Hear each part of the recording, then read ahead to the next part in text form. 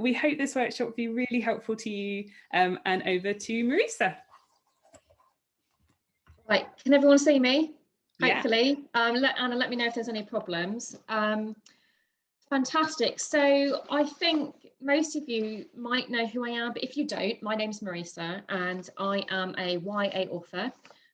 So far, I've published 5 books, and I'll be using one of them, The Unadjusted, which you might have heard about in examples for this.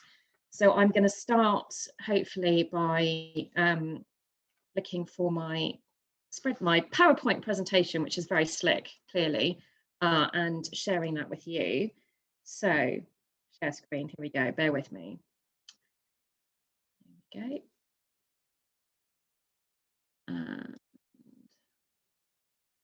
Okay, so this is all about first drafting. It's all about the vomit draft, getting the words out there. This is my process, and I hope that it can spark some new ways to do things for you, or generate, I don't know, a different approach. You know, we're all so different when we come to the way that we approach writing, and I just hope that, you know, you can take something away from it. That's my aim really for tonight. So we're going to go through, this is kind of like my introductory slide. What I want to talk about is ideas and where to find them. I think that's quite important, you know, and actually not enough attention is given to that idea generation. And then the percolation process, which is something that I spend quite a lot of time doing, actually, and it's simmering the ideas, making notes, and then going on to plotting. I am a plotter, so I'm sorry for the pantsers here. I hope that's not too many of you, but I hope that even if you are a pantser, you might be able to take something away from the way that I approach my plotting. And then we finally get to the fun part, which is the actual writing. So, ideas. I think there are so many places that you can get ideas from. One of the places that I lean on is my dreams. I'm a really vivid dreamer, and I have several dreams every night. I remember at least 2 or 3 of them. I have a dream diary where I write them all down. Not only can it give you content, but it can also give you experience of emotions that you might not have had in real life. So, for instance, I am currently writing a YA horror about 6 kids on their DV, Gold DV expedition. It's currently entitled Camp Nowhere, and it's based upon a serial killer basically coming after them. So, you know, I'm in the middle of this and I'm thinking a lot. I had to Google stabbing and what quickest way to make someone die was, you know, pleasant. And I ended up dreaming about stabbing someone. I was in the throes of this dream. I had this big kitchen knife and I was sliding it in between the ribs of the bad guy. And I was really grossed out in my dreams. I mean, there's blood everywhere and I'm like, I don't want to do this, I don't want to do this, but I'm doing it. So, you know, obviously I've never stabbed somebody, nor do I want to, but that dream gave me the emotions that I think I might feel if I actually face that situation. So your dreams can give you these emotions, movies can give you emotions, all sorts of things. Conversations spark ideas for me. The idea for this horror novel actually came from a conversation with 2 teenagers who are close family friends. So there's a group of families that we go camping every summer together, and there's 6 families and there's 15 kids, and the youngest is 8, who's mine, and the oldest are turning 18 this summer. So when they started doing their bronze Duke of Edinburgh Award, you know, I was asking questions. I was like, well, you know, what's your gear like? And what happens if you get stranded or someone gets injured, or, you know, what's going to happen? So having these conversations with them over those few days generated the idea of this Camp Nowhere, of this group of 6 teens. Actually, they get stuck in a time loop because I needed to isolate them with a serial killer on their heels. And also random words. There's a novel that I'm revising with my agent at the moment, and it's called Plastic, and it's all about ocean trash. And I kind of like to think of it as Jules meets the environment. And my husband, while we were on holiday in California, literally just said, look at all the plastic in the ocean. And that one word just sparked the entire idea for me. So I think that there are so many ideas to get from just around. And obviously your life experience comes into play a huge amount. For for those of you that know The Unadjusted, which is a dystopian sci-fi all about genetic engineering, there's a lot of science in my background, and I've always been fascinated by it. I did biology at A-level, and I was fascinated by the genetic side of it. And my brother's actually a genetic scientist. And then in the 90s, when I was doing my A-levels, Dolly the sheep was cloned, the first animal to ever be cloned.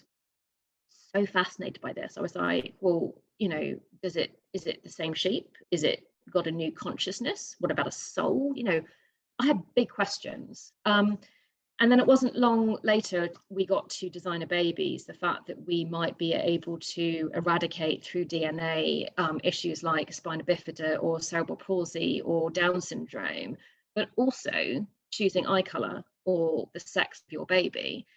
And I kind of thought, well, that's an interesting conundrum. And it reminded me of when I studied philosophy. And there's a question that my philosophy tutor at uni asked me that has always stayed with me. And he said, if you are in a plane and you've got the ability, and it's going to crash, and you can crash into a building that's got one person, or you can crash into a building that's got 100 people, what are you going to choose? Well, I think we all know the obvious answer, which is you're going to choose the one person. You're going to do the best thing that you can. But what if we told you that one person was going to find the cure for cancer? Then you've got a conundrum, you've got a really good ethical question. And it was the science behind these genetics and these ethical questions that really inspired The Unadjusted, because I kind of thought, well, where do we draw the line with DNA modification, and who draws that line, and how do we know where to stop, you know? And that is the theme that I actually explore in The Unadjusted, which I find fascinating. I think TV shows and other books can really inspire great ideas. And you know, people will say, "Oh, I can't read anything at the moment. I'm just watching Netflix." That's not a bad thing, because I think there's such good TV out there at the moment that it can totally inspire what you're wanting to write. And for instance, I have always been a fan of vampires, and I get really cross when people say, oh, vampires have gone out of fashion. And I think there's always going to be love for vampires. And I wanted to write my own vampire novel. I couldn't quite find a fresh new angle that I was happy with. And I've been thinking about it for years, until I rewatched all 7 seasons of Buffy. I'm a huge Buffy fan. And, you know, obviously it first came out over 20 years ago. But there was enough content in that it gave me the twist I was looking for. And off I went, and I wrote this book called Hunting Humanity, which is with my agent at the moment. And it's actually turned into a whole trilogy, so I'm totally excited about that. So many ideas just because of Buffy. Thank you, Buffy. But I think that there are other people who struggle to get ideas. And I think if you have that problem, you can do the what if process. And this is something that I do if I ever get stuck or something is not working. And Buffy's a great example. And when I was practicing this earlier in my head, I actually caught onto an idea that I really like the idea of. So we'll see what you think. So I kind of would ask myself, okay, take the character Buffy. What if she had a disability? What if she never met Angel? What if it was filmed now and didn't have all the male stereotypes that it did back then? What if she was set in the time of the caveman? And I started thinking, gosh, that's an interesting concept, because cavemen don't really have fire. They fear fire, but they might need fire. There'd be vampires around, they're isolated, tribes would be wiped out. How would Buffy act? But I thought, if you set something like Buffy back in those times, I would read that in a flash. I think that's a fascinating concept.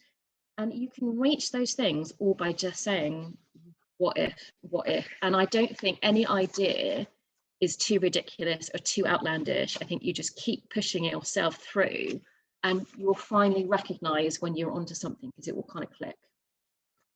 So that's ideas. Once I find that idea that kind of clicks with me, it's percolation time. And this is when I'm usually working on something else, whether it be editing or whatever, where I'm letting this idea just kind of settle in my brain. I know I've got maybe the main plot idea, maybe the main character, and I just let my brain simmer and pull at those threads. I focus on the central conflict, and I start to think, what is that central conflict? And I start thinking about my main character. I kind of think, what character would fit into this particular plot that I've dreamed up? And it usually is the plot that I dream up first. I'm more of a plot-led person than a character-led person. But once I've got that plot, then I want to find the right strengths and weaknesses that are going to fit this character to make her or him really stressed in this plot. So all I do during this time is I jot down notes, and usually my bedroom floor will be covered in post-it notes during this period, because I will, as I'm falling asleep, jot ideas down, you know, that kind of thing. And I keep spreadsheets. I love a spreadsheet. So I start jotting down scenes, and I don't put them in any order. I just kind of think, oh, that might be how it starts. That might be what I want my character to learn. My character needs a best friend who is good at this. And then this scene is going to be really good. So I just start making these notes onto a spreadsheet, and just let a stream of consciousness kind of flow from all of that, basically. So, I think I might need to show you an example of that. What I can, yeah, so let me find, excuse all my Excel spreadsheets. I will go to, where are you? Here we go. So this is, hold on, let me get to the right, okay.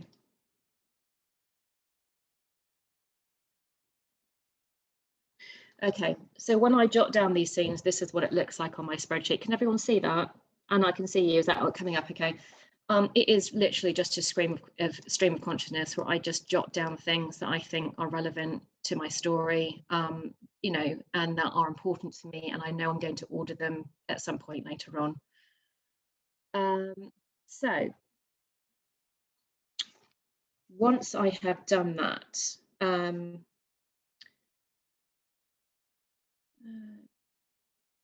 sorry, bear with me.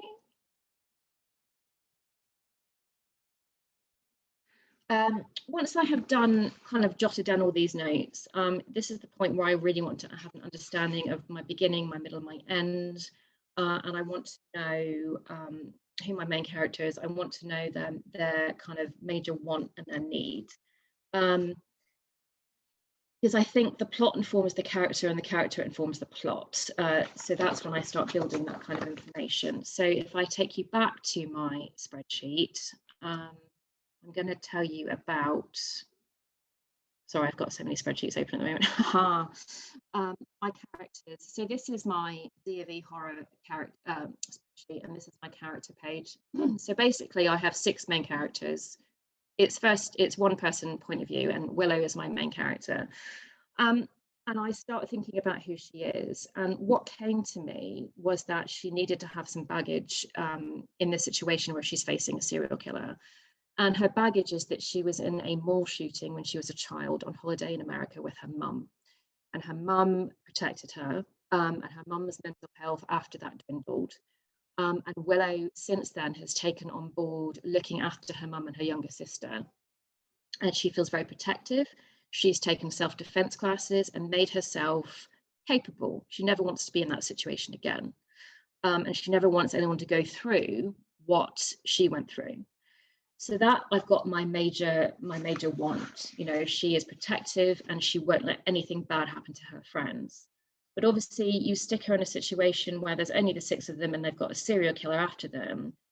This is not something she can have control over. And she is going to need to face up to the fact that she cannot control that situation, and that she's going to need help, and she cannot protect everybody. That's not her job, nor should it be her responsibility. So I figured out my major want and my need. And actually, to be honest, this particular novel was quite tricky because that wasn't her want or her need to start with. And I actually went back to change that, but more on that later. So I jot down my characters. This is also the stage where I will look at world building. So if I have a book that, you know, it's a fantasy book or something like that, I will look at that. So this vampire novel I was talking about, obviously I've got vampires. I don't have werewolves anymore. The werewolves got axed. I have witches, which I call spinners. I have ghosts, which aren't really ghosts in the way that we see them. They're more like lost souls. World rules, as I showed you, I wanted to know how my, I need to actually share my screen again, sorry. Let me do that. Okay, share screen, share, there we go. Sorry about the technical hitches, guys. Yeah, so that's when I write down my world-building rules, because I think I need to know what they are before I start plotting, because they will affect the character and what the character obstacles are, and they will affect the actual plot itself. So where do we get to after that? All right, the actual plotting. Right, bear with me, pantsers, because we can get through this together, okay? I like a spreadsheet, but you don't have to do it on a spreadsheet. You can draw on a big piece of A2 paper. I often do that. Don't let all the words here scare you. It's actually quite an easy process, okay? I just wanted to do a little aside on the midpoint, because the midpoint, I'm not a fan of the midpoint. I get that we need tension in the middle of our novel and we need a moment. Something bad needs to happen and our character needs to stress, and that's all really important, but sometimes it doesn't happen in the middle. Sometimes it happens a third of the way through, and halfway through, and 2/3 of the way through. I don't get too hung up on the midpoint. I just kind of, I think as long as you've got enough tension and enough obstacles, the actual midpoint doesn't need to be right in the middle of your book. That's just the way I feel. But once I've got all these notes, then it's time to organize all these notes that I've done. And the main method I like to use, there's two, but I'm going to start with this one, which is the point plan method. And I got this from Writers HQ, who are a lovely duo of ladies. You'll see them around on Twitter. Their courses are absolutely amazing. And they also swear a lot, which appealed to me. And what you start off with is your 4-point plan. So, sorry, how do I get rid of you? Let's do that. So I take the concept of my book and I stick it into my 4 points. It's almost like my beginning, my middle, my end. So for those of you that know the unadjusted, you start with saying, okay, who is my character in their ordinary world and what is the inciting incident? What sets them off on their journey? So when I look at the unadjusted, I say, okay, the president says that all unadjusted, which means those people who don't have their DNA modified, got to take this nanite pill, which will modify your DNA. But Silver, our main character, she is unadjusted and she doesn't want to take a nanite. Her parents are the scientists who created these nanites, and they are also against it. And one of her best friends died by taking one of these things. She's like, I'm not doing that. So your next point is then, how does she try to solve this problem? So what Silver does is she convinces her dad to leave the city with her. Her dad thinks he might have a cure. So they run off with the hope of joining a small resistance. So that's how they're going to get out of the city and stop Silver about having to take this nanite pill. But they fail miserably at this problem. And now there's a bigger problem. Okay, and this is kind of like your midpoint, translates to your midpoint. So basically, Silver's father gets captured, and the hope of this cure of turning all these altered beings back to human is completely lost. Silver is now on her own. So she's got to rely on her friends, and she's got an army on her tail, and she's got to take down the president all by herself without her dad. So then we get to the end, and it's really about the resolution. It is, Silver has killed the president. And there are still people that want nanites and they want this genetic modification, but Silver has realised actually that not everybody who's altered is the enemy. There are friends and allies that she has come to know, and she's had to change her attitude towards it's not just black and white. So that is the nuts and bolts of the book, basically. And once you've got that, you've got your beginning, you've got your middle, you've got your end, you've got your major turning points. you turn it into the 7-point plan.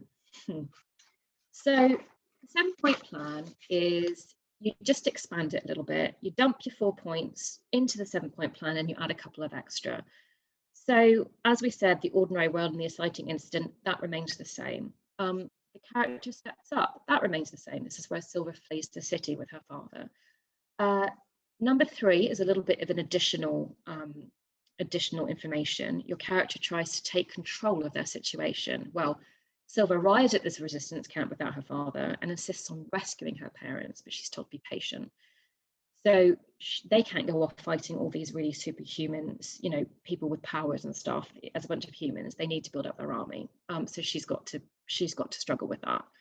And then we have our midpoint, which obviously with 7 points fits quite nicely into the middle here. And what happens to Silver is that unless she turns herself in, the president threatens to execute her mother. Silver is not able to rescue her mother, but she also can't leave her to die. So she is at this major crisis point, and what is she going to do? So then you move on to past that, and you build to multiple obstacles where lots of everything just starts to go wrong. You're leading up to that lost soul moment where the hero is just going to, you know, die in a ditch and not be able to carry on. And that starts with, you know, Silver's mother has not been rescued. The president's army are in the vicinity of their hideout. Hellhounds are everyone's tail, and Silver thinks everyone's going to die, you know, and she's got her own issues to deal with, which I'm not going to tell you about in case you haven't read it and it's a plot spoiler. And then we come to where our character actually wins the battle or doesn't, because it's okay if they don't win. I think that is actually quite exciting sometimes. So Silver does win and she doesn't win because she manages to defeat the president and rescue her father, but the love of her life is mortally injured and her mother is still imprisoned. So win-lose, win-lose. And then again, the end point is the same thing. It is, what have we learned? You know, it's that, you know, I don't know if any of you got kids as well, but when they teach the kids the Story Mountain stuff and what's the resolution, what is the person learn, what's the last sentence that you write to wrap up everything that's happened. So that's what your point 7 is. Okay, bear with me because it's going to get a bit bigger and I promise not to scare you too much. So 7-point plan goes into the 16-point plan. And this is as big as it's going to get. Okay, so I'm going to let you know that now. And I'm not going to go through every single point, and I will make sure that these handouts are available to everybody so that you can look at them in your leisure. But these are the basic points of what you go through, and the 7 points will fit into these different points, and then you add more detail. What you will have generally is 2 chapters to every point. That's how the unadjusters worked out. And that gives you the skeleton of what you're trying to go to. It's kind of like the most basic roadmap, so that if you're veering off course, you can go back to this and go, okay, that's where I need to be. I do get more detailed than this, but this is kind of the high level, boom, boom, boom, boom, boom. That's where I need to look at. So I'm going to tell you about scene breakdowns. Once I've got those 16 points, I use something called but then, so then, and then. And it's kind of like the what if process. I'm going to show you a little example of the unadjusted. This is the first 2 chapters. And basically you use but then, so then, and then to propel your action onwards. There's always, whatever action happens, there's always an effect of that, and there's always an effect of that. And that's what will push your story onwards and keep the tension going in whatever you're writing. So if I go through the first but then, so then, and then for what I did for the unadjusted, Silver arrives at school and there's a boy dying from a nanite death. So that is my opening scene, and it is powerful and it's straight into the action. And I don't spend too much time on world building and scene setting before that. That's what she deals with. So because she sees this person die from a nanite death, she's sad and she's angry, and she goes to talk to her karate mentor. He gives her a knife for her 16th birthday, which makes her feel special and empowers her. So then they spar. And this shows the reader how good Silver is at karate. She's been training for years. It's a skill she just picks up overnight and has a magical superpower. She's been training for years. But then there is a presidential announcement saying that all unadjusted must take this nanite pill. But Silver doesn't want to take a nanite. So then her best friend and fellow unadjusted, Matt, appears and insists they run away. But before they go, a good friend touches her and she gets a bad pain in her legs and thinks she's having a panic attack. Now, Silver does suffer from anxiety, and this point is foreshadowing to the powers and abilities that she's going to take on later on in the book. They don't just appear from nowhere. This is the very instance of her gaining her first ability. So then Silver recovers and she and Matt run away from the school to avoid the army. But Silver wears an ankle cuff and she's still got it on and she knows she can be tracked. So Matt finds a way to get it off using the knife her sensei gave her. So you can see giving that knife to her at the beginning of this chapter was actually really purposeful. She needed to have that knife in order to get that ankle cuff off. But then the streets are crazy with the army and Silver doesn't know how to get back to her dad. That's her one thought about making him safe. So then Matt tells her of this resistance that he has started and he's part of and where they'll be meeting. Silver can't go with him because she's got to make sure her dad's okay. So that is the first two chapters of the Adjusters. And you can see if you keep saying but or so or and, it just keeps that conflict going. You always want to have, tension and pace and obstacles and conflict, and I love fast-paced stuff, so that's how I do that. Okay, so after that, that's just my little summary of what I've just said. Okay, so the other method that I use, which I'm sure many of you are familiar with, is Save the Cat.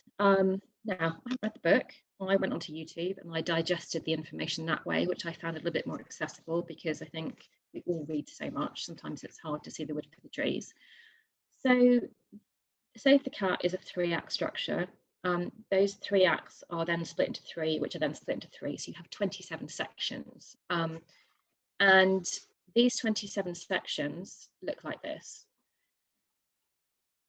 They basically give you, they equate to 1 chapter-ish. Use that as a guideline.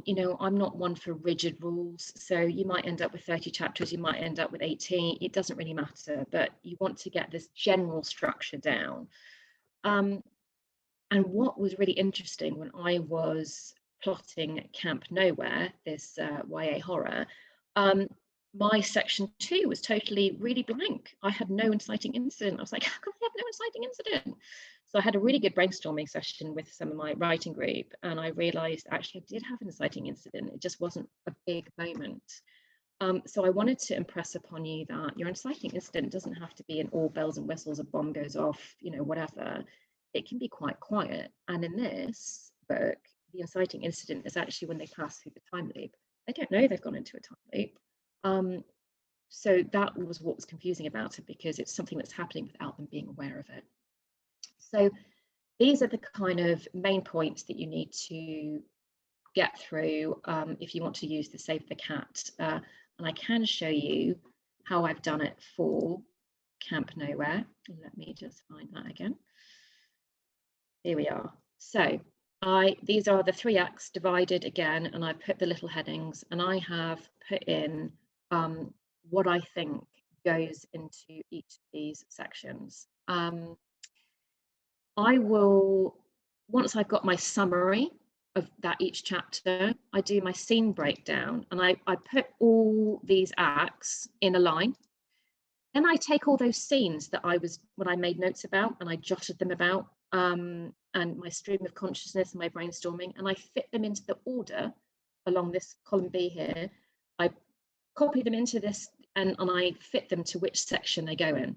And sometimes there might not be much going on. Here there's not much going on. And I think in my middle section, sometimes it can be a bit lighter because I can be very clear about my beginnings and my endings. But sometimes I like to see what the characters will do when I get to the middle, and they can change things for me. And often I don't know the specific details of what happens like after the midpoint. So I have a vague idea, and I write down the scenes that I know are going to happen, but extra thing pops up, or sometimes things get reordered, and that's fine. I mean, keep it fluid. I think that's absolutely fine.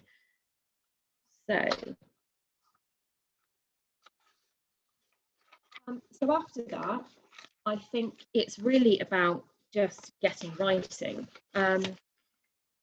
Whether I use the point plan or the Save the Cat, I use the scenes that I've jotted into that spreadsheet and I put them into the point plan or into the Save the Cat spreadsheet.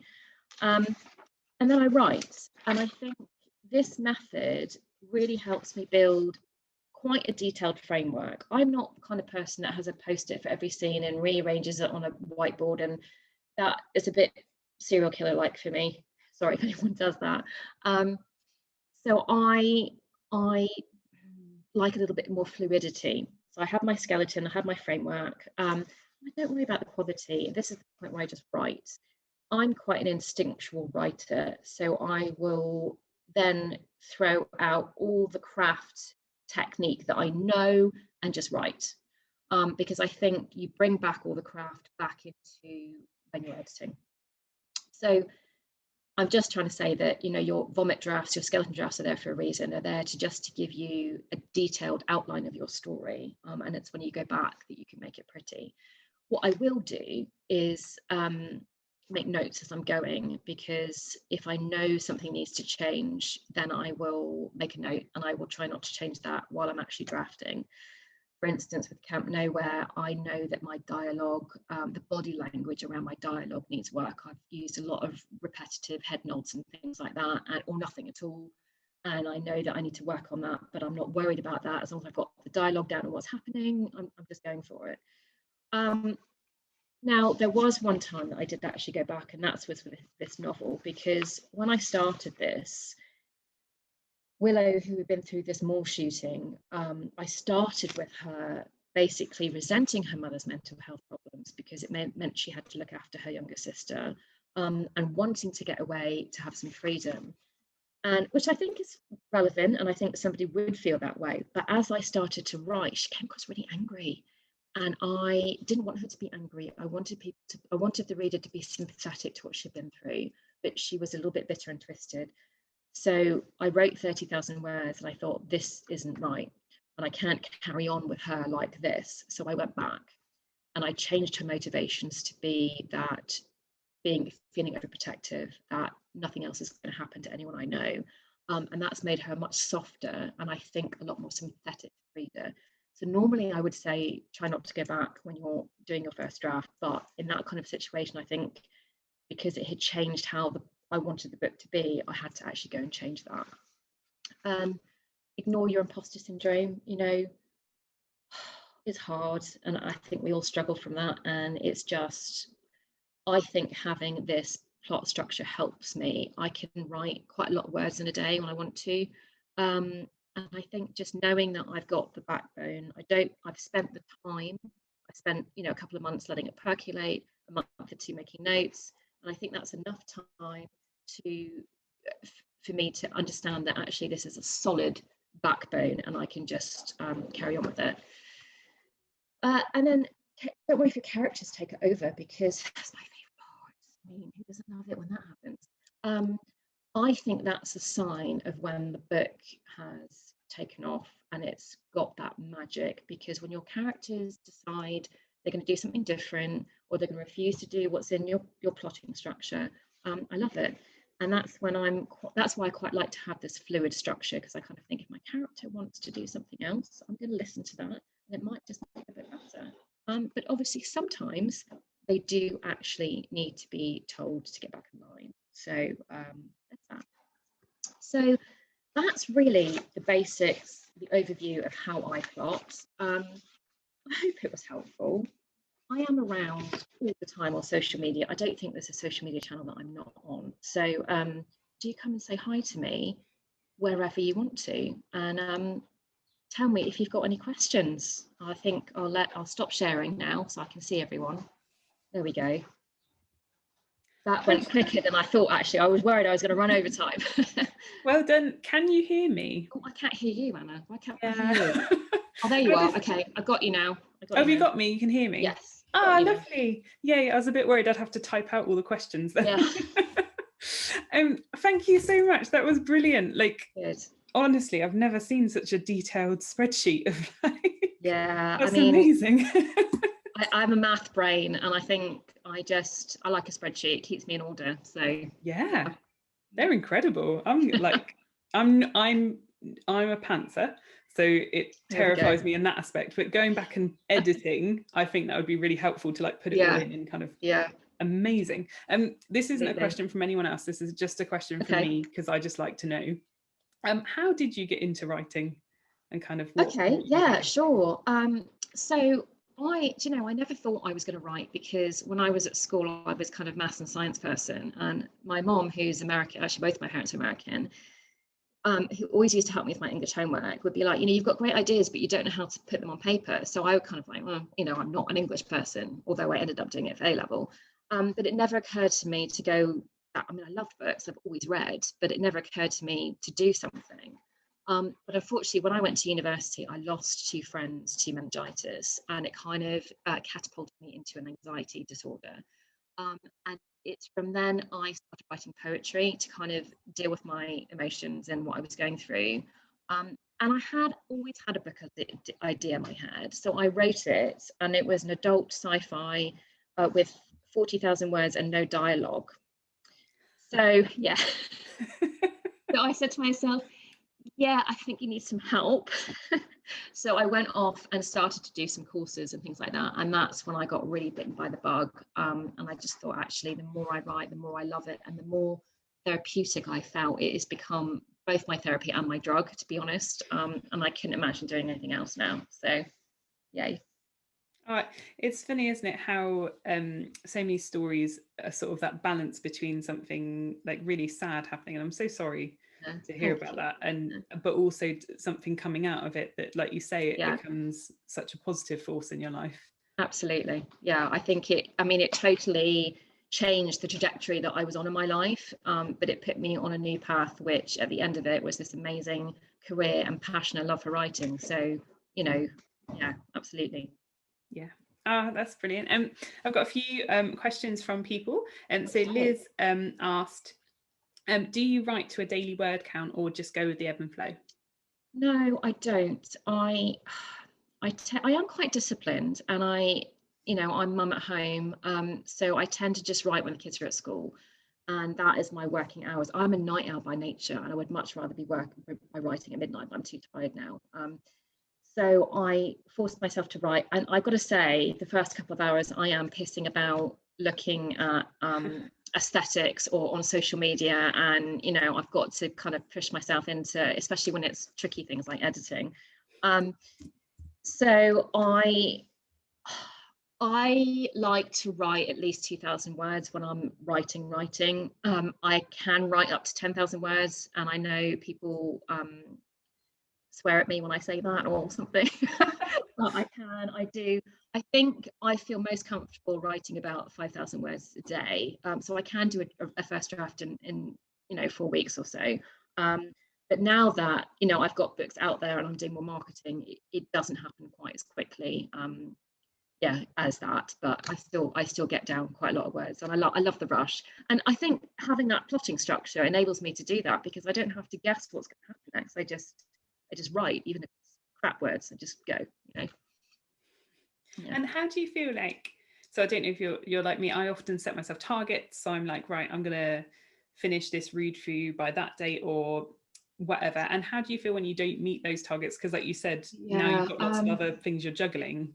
How do you feel kind of when you don't? I don't like it when I don't meet my targets. I get really cross and grumpy. My husband will tell you that, because I'm like, I was going to finish editing this book this week. He's like, okay, so what happened next week? But next week I was going to do this. And he's like, okay, so that will happen. I'm like, no, you don't get it. I have a schedule. Why do you have a schedule? Because I have a schedule, so there's no reason. I mean, I'm not under any pressure or deadlines by anybody, but I do in my own head have ideas about when I want things to get things done, and if I don't, then I'm disgruntled. I am, but I do then have to say to myself, just have a glass of wine and chill out, it's fine, you know. Yeah, so I just slap myself a bit, you know. Yeah. Oh, cool.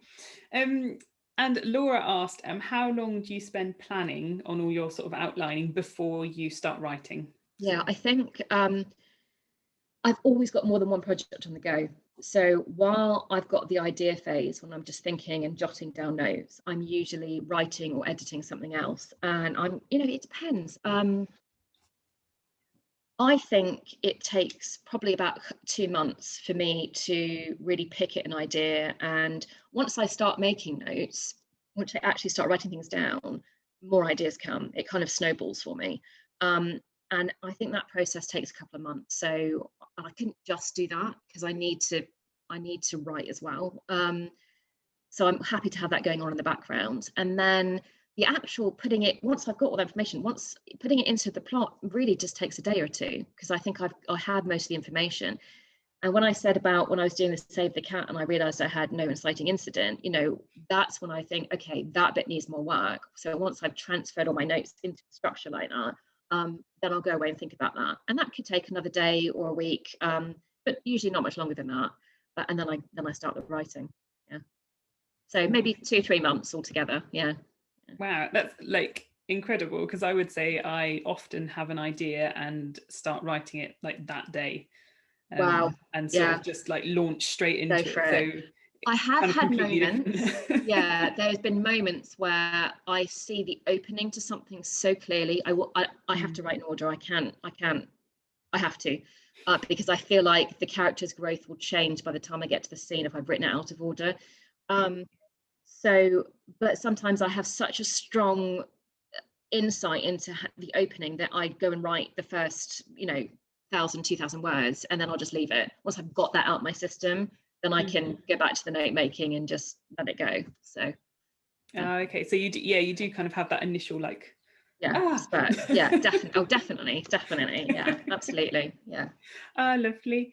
So Amanda asked, have you ever gotten stuck in Act 2 and sort of like you said, not been able to think of obstacles, not been able to figure out that sort of middly bit, and basically how do you work through that?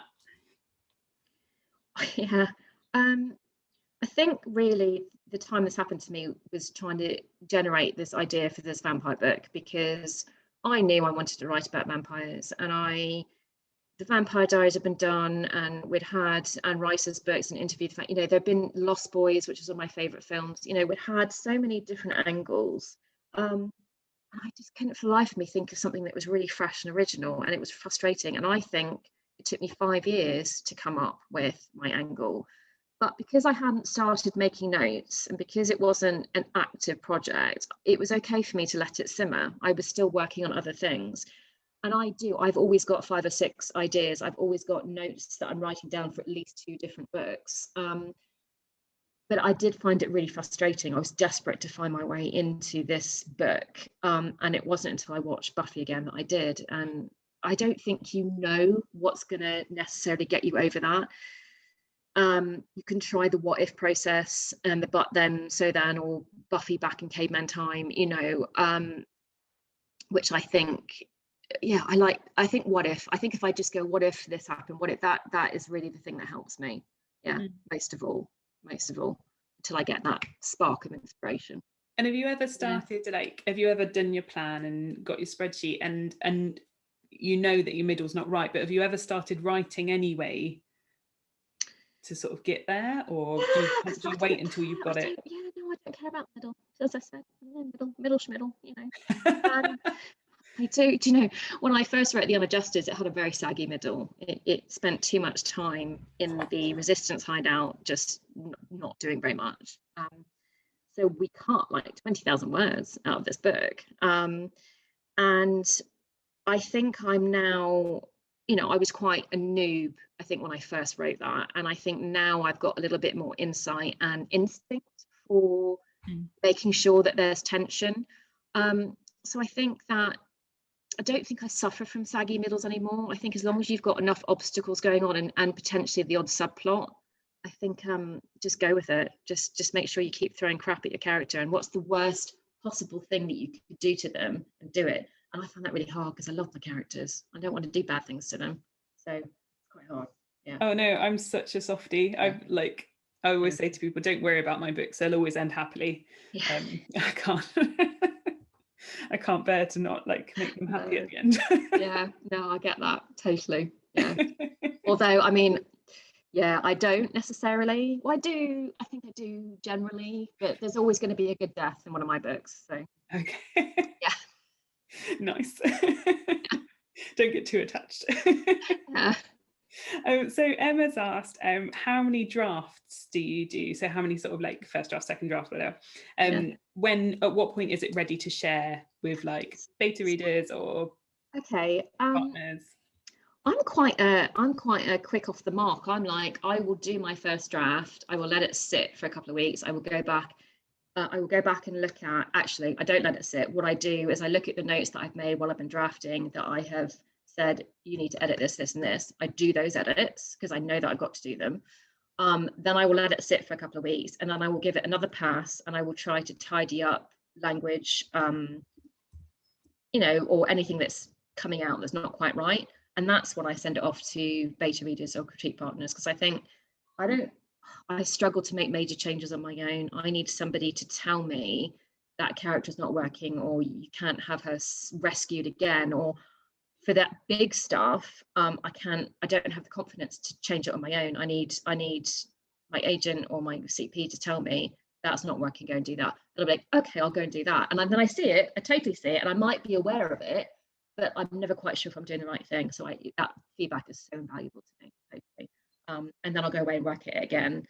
And then it will go off to my agent normally at that point. Actually, I send her quite rough stuff as well, because I think if I'm going to put a lot of effort into editing, I want to make sure I've got her notes as well before I actually spend all my energy doing one thing, and then she might go, actually do this, and I'll be like, ah. So yeah, it can be quite rough when I send it off. Yeah. in a nutshell. Yeah. Yeah, that's I write perfect first drafts. If you talk to Stuart White, I mean, I do. I mean, that's my thing. I write perfect. They're beautiful. Well, that's really cool. Do you ever get like feedback back and it doesn't feel right? What do you do when it like? Yeah. So two times. So with the Unadjusted, I really struggle with my editor on this, because it's a dystopian world, and the whole premise is that you can take a pill to change your DNA. So these pills were initially created so that soldiers who were in war times, who had limbs blown off, could regenerate their limbs. That was how they started. That was the point of them. And then my editor, who's in the States, was like, well, you can't erase disability. And I thought, I'm not trying to erase disability, but in this dystopian world, people have taken pills to eradicate things like that. It just doesn't exist. She said, we can't have that. And I really struggled, although I understood her points about ableism and that, that people need to see themselves represented, it didn't fit with the concept of the book. So we struggled to, and I ended up writing a disabled character into the book, to kind of address that issue, who had decided to say disabled as a choice, blah, blah, blah, blah, blah. But it took a lot of negotiating. It took a lot of, because I was actually worried that the whole premise of the book was going to change, and the whole point of these pills. And I was like, I can't have that.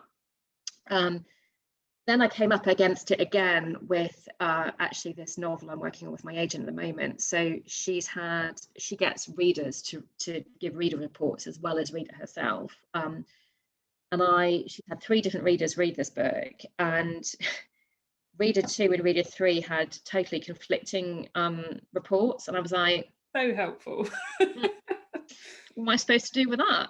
So at that point, and my agent hadn't left, I mean, she'd left comments, but I didn't really understand what she felt about, all these comments. So basically just needed to have a conversation and say, look, we need to be on the same page with the direction of this. Which bits of this do you agree with, which you don't? What am I actually focusing on? And once we had that conversation, it was fine, and I've got a clear direction. but I need that clear direction. Otherwise, you know, you're chasing your tail and it's just silly. So that was a bit of a, I'm like, come on, how many readers are we going to have read this bloody book? Can we just send it out on sub already? You know, so I like it. Now, Trish has asked about character agency, and sort of when are you kind of thinking about this? And like, is it actually all the way through, or is it when you get to the like and then but then bit? Like, when are you thinking about this? My character agency starts from the beginning. So at the moment that I get the central plot, so for instance, when I look at the unadjusted, central plot is the fact that the president has declared these people take this nanite pill. Character doesn't want to take this nanite pill. So then I say to myself, okay, why doesn't this character, who is she that she's not going to take this pill? Okay, so her parents invented this pill. That creates a nice little conflict. Her parent, you know, her dad's like the president's right-hand man. She's an ankle cuff because her mother's committed treason. So I start building on who this character is in this world, who's got the right to say no, and why she's saying no, what prejudices she carries, and what does she want at that moment. At the beginning, Silver wants to get her mother back, and she wants all the alters just to piss off, basically. She wants a normal human life. Then she's thrust into their world, and she's got to deal with it. And then she needs to accept that not all alters are bad. And actually, she has an anxiety disorder as well. So she has to face her fear. She has to deal with that on top of everything else. So, you know, and she expects perfection from herself. Yeah. So it's at that point where I start thinking, want and need. Want and need are the premise of any book, I think. What does your character want and what do they actually need? And those two things should be in total conflict to each other. And as your character grows, they realize they don't want this, but they need this, and that's their actual character arc. And that needs to start from the beginning, I think. But as I said, with Camp Nowhere, it totally changed. I had to go back and change the want and the need because it wasn't working. So that can happen, unfortunately. Yeah, it's annoying when it does, but yeah. And have you ever had a novel where you've kind of written it out, you've gone through it, and then you've realised, oh gosh, lots of things are happening to my character, but they're not sort of pushing things forward? And how did you sort of I think the first draft of the Unadjusted was like that, because when my editor got hold of it, she was like, Sylvia's too passive. And I wrote her passive on purpose because I wanted a book with a normal person without skills who had mental health problems to be thrust into a world like Katniss Everdeen in the Hunger Games or something, but I didn't want her to be this kick-ass automatic hero. I wanted the readers to identify with her as a normal person. But unfortunately, she was a bit too passive and she was letting things happen. So I think I found the happy medium with her now, that, you know, she does have anxiety, but she does do karate. So she's got kind of a balance to who she is and what she can face. And I've given her this mental health crutch, but then she also takes on these particular powers. So I definitely had to make her agency better. Absolutely, with that one. Now I think I'm a bit better at it. I hope. Who knows? I think it's something that when you notice that you've fallen into the trap of it once and someone points it out, or you notice it for yourself, I think it's one of those things that you're like terrified of doing again. So absolutely. I think you're right, actually. I think it goes onto your checklist of things not to do, that as you know, your personal checklist as a writer, thinking, okay, if that's my weakness, I'm not going to do that. It's like when I see the word just, it pops out at me now, because that used to be one of my crutch words. And now I'm like, never use the word just, you know. So same kind of thing, really. Very has crept into mine, which is every time I see it on a page, I'm like, oh, where have you come from? Absolutely. Because I think when you're writing, you're just like la, but you know, and then these things pop up, don't they? So definitely. We've just got a tiny bit of time left. Sure. Emma is really interested, and I'm sure we all are, in like the spreadsheets still. Okay. So how many spreadsheets do you have per book? Because I just have one spreadsheet per book, but I have lots of different tabs. So I start with my tab that is my scene dump, my ideas, and I also have a character dump. Sometimes I will expand the characters into their own, like the main characters will get their own tabs, and I'll go into a bit more detail, because one of the other things I do, I forgot to mention, was life-defining memories. I found this really valuable when you are trying to deepen your character.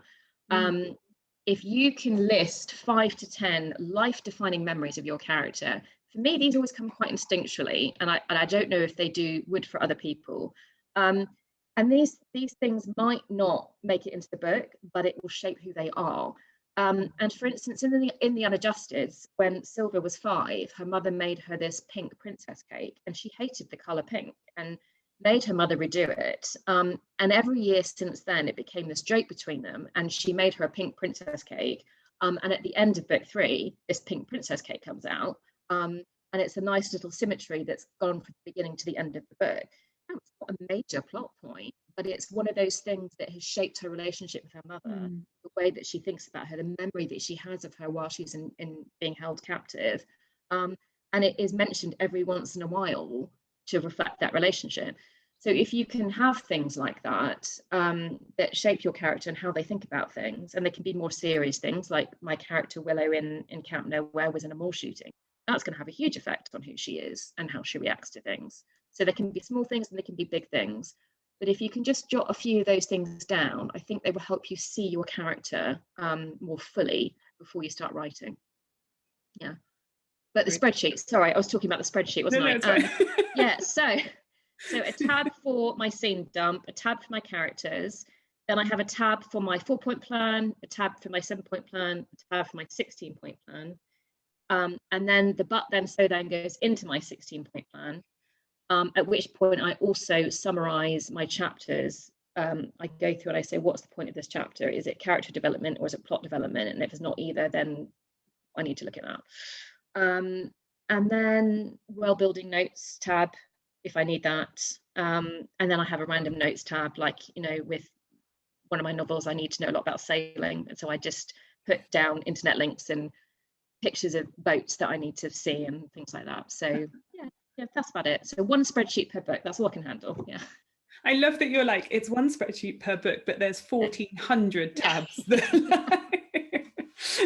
I feel like you're cheating slightly.